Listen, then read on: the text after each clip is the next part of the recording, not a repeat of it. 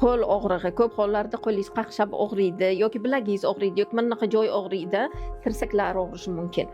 Og'riq bor. Psixosomatikada shunaqa tushuncha bor. Lokalizatsiya degan, ya'ni og'riq joyiga qarab psixodiagnostika qilish. Misol uchun, o'ng tomon bu mushskoy kuch, erkak kuchi bo'lsa, demak u tashqaridagi bo'lgan aloqa bilan, oldi berdi bilan, kimgadir bo'lgan munosabatda berdim, kam oldim bo'lishi mumkin. Og'riqlarning sabablari juda ko'p. Siz o'zingizga to'g'ri qarashni shakllantirishingiz uchun shu sababni aytyapman. Demak, agar chap tomon og'riyotgan bo'lsa, chap tomon ichki hissiyotlarimiz bilan men berishni istagan edim, lekin kuchim yetmayapti yoki olishni istagan edim, so'ray olmayapman.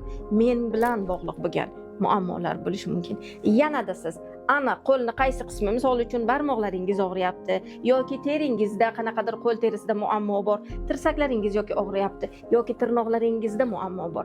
Bu muammolarning hammasini vaziyatlarda qanday qilib yechish kerak va muammolarning psixosomatik sabablari nimadan iborat ekanligini bilishni istasangiz, Telegram kanalimga kiring. Har kuni men Telegramda mana shunaqa muammolarga yechim berib boraman va istoriyamda har doim bitta kasallikka yechim bor. Albatta, istoriyalarimni ham kuzatishda davom eting. O'z muammoyingizni video ostida yozing, yechim beramiz.